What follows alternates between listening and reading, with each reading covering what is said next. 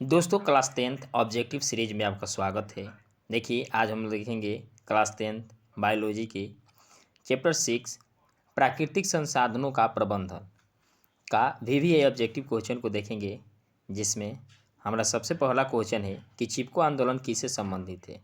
तो देखिए चिपको आंदोलन जो है वह वन संरक्षण से संबंधित है, तो हमारा ऑप्शन नंबर ए सही हो जाता है। वन संरक्षण से संबंधित है चिपको आंदोलन।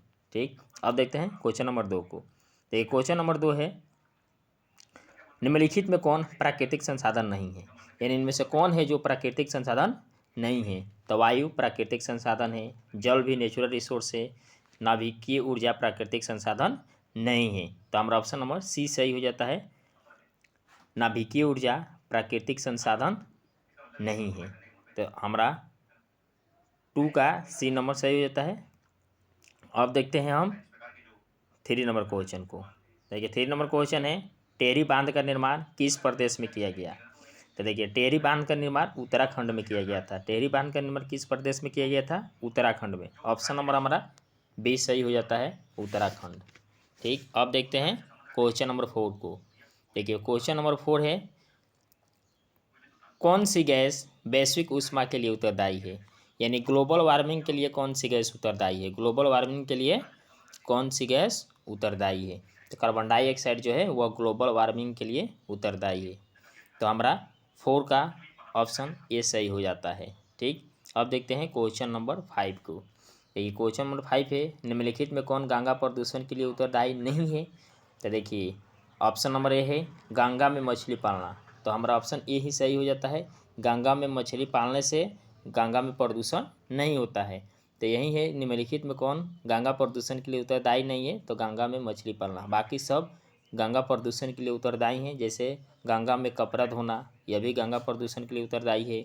गंगा में अधजले शव को बहाना, गंगा में रासायनिक अपशिष्ट उत्सर्जन करना, ये सभी जो है गंगा में प्रदूषण के लिए उत्तरदायी है। जबकि गंगा में मछली पालना यह गंगा में प्रदूषण के लिए उत्तरदायी नहीं है। तो हमारा 5 का ए सही हो जाता है। अब देखते हैं क्वेश्चन नंबर 6।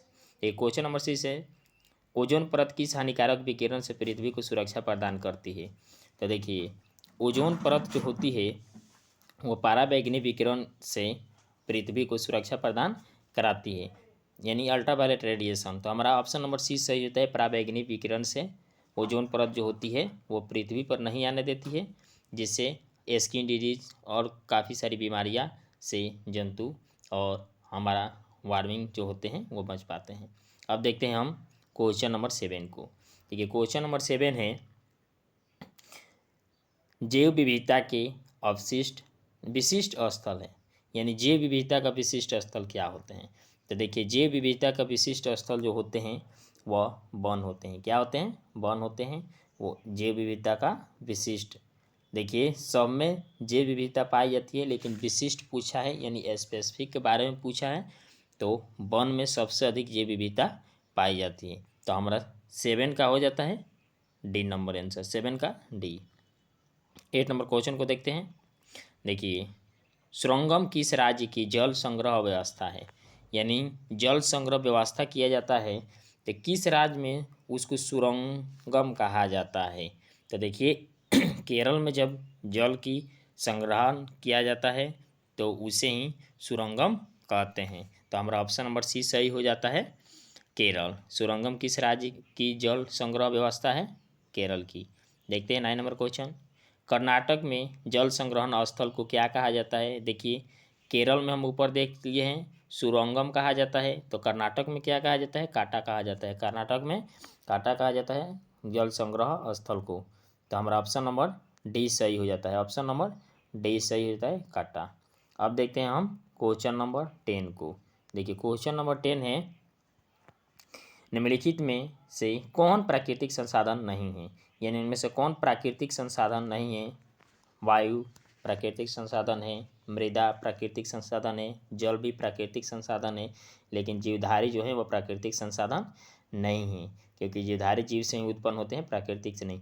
तो इसलिए हमारा ऑप्शन नंबर डी सही हो जाता है कि जीवधारी है वो प्राकृतिक संसाधन नहीं है। अब देखते हैं क्वेश्चन नंबर 11 को, पृथ्वी पर ऊर्जा का मुख्य स्रोत है। देखिए पृथ्वी पर ऊर्जा का जो स्रोत है वो कोयला भी है, सूर्य भी है, पानी भी है, लकड़ी भी है, लेकिन सॉरी यह मुख्य स्रोत पूछा है तो सूर्य हो जाएंगे, क्या होंगे, सूर्य हो जाएंगे मुख्य स्रोत। ठीक, तो हमारा 11 का ऑप्शन नंबर 20 सही हो जाता है। अब देखते हैं क्वेश्चन नंबर 12, डैश वन संपदा का एक उदाहरण है, यानी इनमें से कौन वन संपदा का एक उदाहरण है। तो देखिए लकड़ी जो है वह वन संपदा का उदाहरण है, हमारा ऑप्शन नंबर 20 सही हो जाता है। देखिए 13 नंबर क्वेश्चन को देखते हैं। 13 नंबर क्वेश्चन है, निम्नलिखित में कौन एक भूमिगत जल का उदाहरण है, यानी भूमि के अंदर जो जल पाया जाता है उसी को भूमिगत जल कहते हैं, तो उसका कौन उदाहरण है। तो देखिए भूमि के ऊपर नदी जो होता है भूमि के ऊपर रहता है, लेकिन कुआं जो होते हैं भूमिगत जल का उदाहरण होते हैं, और तालाब समुद्र ये सब जो होते हैं किसका उदाहरण होते हैं, भूमि के ऊपर जल रहते हैं, लेकिन भूमिगत पूछा है यानी भूमि के अंदर, तो कुआं हमारा ऑप्शन सही हो जाता है, यानी 13 का बी सही हो जाता है। अब देखते हैं 14 नंबर, वन संरक्षण का उपाय है, यानी वन संरक्षण के लिए इनमें से कौन सा उपाय सही है। तो कह रहा है नए वृक्षारोपण द्वारा वन संरक्षित किया जा सकता है, तो ऑप्शन नंबर ए सही हो जाता है। वनों की कटाई पर रोक लगाकर भी वन संरक्षण किया जाता है, जनसंख्या वृद्धि पर रोक लगाकर भी वन संरक्षण किया जाता है, ना जनसंख्या अधिक होगा ना अधिक से अधिक पेड़ों की कटाई होगी, तो हमारा 14 का ऑप्शन नंबर डी सही हो जाता है कि वन संरक्षण का उपाय नए वृक्ष लगाइए, वृक्ष को काटने से रोकिए और जनसंख्या में नियंत्रण कीजिए, जिससे हमारी वन संरक्षण का अच्छा उपाय है। अब देखते हैं हम 50 नंबर क्वेश्चन। 50 नंबर क्वेश्चन है, संसाधन का विवेकपूर्ण उपयोग क्यों आवश्यक है, यानी संसाधन को अच्छे तरह से उपयोग क्यों आवश्यक है। ऑप्शन ए है संसाधन सीमित है, तो ये सही है, क्योंकि संसाधन सीमित है इसलिए इसका उपयोग अच्छे तरह से कीजिए। ऑप्शन बी है विकास कार्य भी न रुके और पर्यावरण भी संतुलित बना रहे, यानी कह रहा है कि संसाधन का यदि अच्छे से उपयोग कीजिएगा तो आपका विकास भी नहीं रुकेगा, यानी पर्यावरण संतुलन भी रहेगा।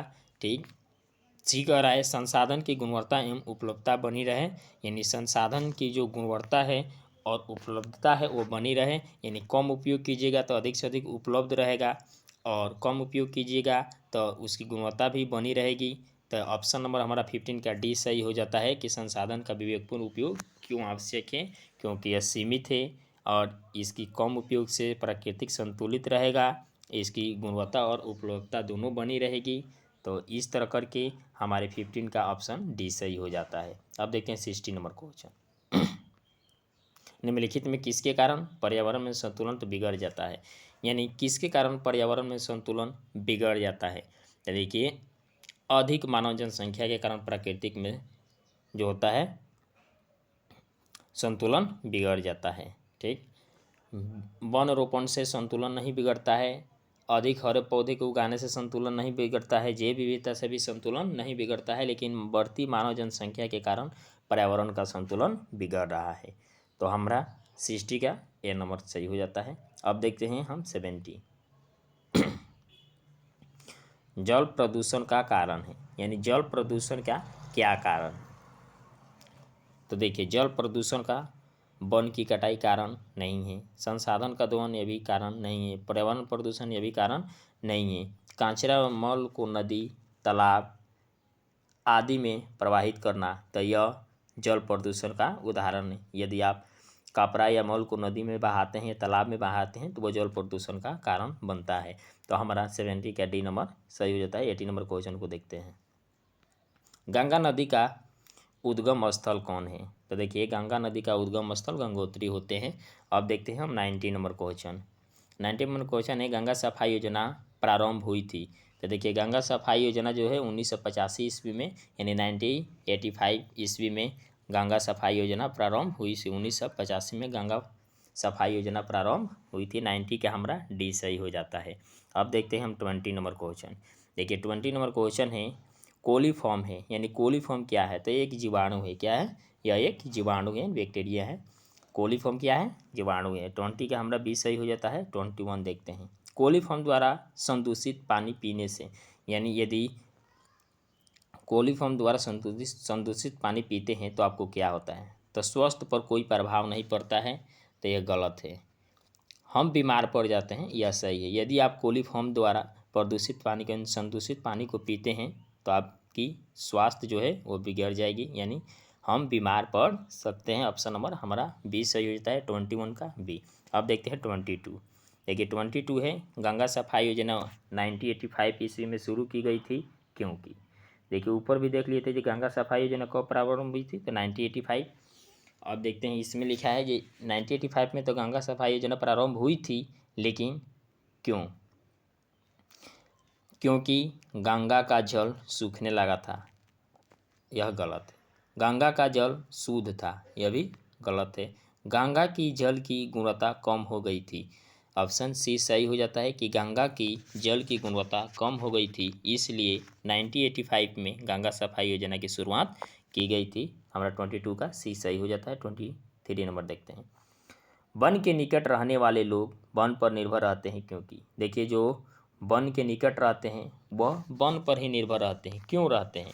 क्योंकि वन से उनको ईंधन मिलती है, फल मिलता है, पशु की चारा मिलती है, तो इसलिए वह वन पर ही निर्भर रहते हैं, यानी सब चीज़ उनको वन से ही मिलती है, इसलिए वन के निकट रहने वाले लोग वन पर ही निर्भर रहते हैं। तो हमारा ऑप्शन नंबर सी सही हो जाता है, क्योंकि उनको ईंधन, फल और पशु के लिए चारा वन से प्राप्त होता है, इसलिए वन के निकट रहने वाले लोग वन पर निर्भर रहते हैं। देखिए दोस्तों, यदि आपको वीडियो पसंद आए तो लाइक अपने दोस्तों में शेयर भी कीजिएगा और कमेंट करके बताइएगा कि आपके लिए कैसी रही। ठीक, और इस तरह से हम क्लास 10th की सभी विषयों की ऑब्जेक्टिव इस चैनल पर अपलोड है। यदि आप नए हैं तो प्लेलिस्ट में जाकर उसे भी ज़रूर देखें, और यदि आपको अच्छा लगे तो चैनल को सब्सक्राइब भी कर लीजिएगा। अब देखते हैं हम 24 नंबर क्वेश्चन। देखिए 24 नंबर क्वेश्चन है, चिपको आंदोलन किस स्थान पर प्रारंभ हुआ था? यानी चिपको आंदोलन किस स्थान पर प्रारंभ हुआ था, यह बताना है 24। तो देखिए चिपको आंदोलन जो रहे गढ़वाल के रेनी गांव में प्रारंभ हुआ था। गढ़वाल के रेनी गांव में प्रारंभ हुआ था चिपको आंदोलन। ठीक, तो हमारा 24 का सी सही हो जाता है। अब देखते हैं 25 नंबर क्वेश्चन।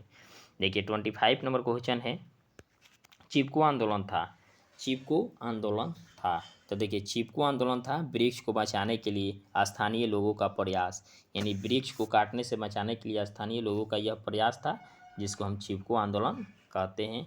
तो हमारा 25 का सी सही हो जाता है। इस तरह करके इस चैप्टर का पार्ट 1 लेक्चर है। अब इसके आगे देखेंगे पार्ट 2 में। बहुत बहुत धन्यवाद। यदि आपको पसंद आए तो लाइक ज़रूर कीजिएगा, अपने दोस्तों में शेयर भी कीजिएगा। चलिए मिलते हैं हम अगले लेक्चर में।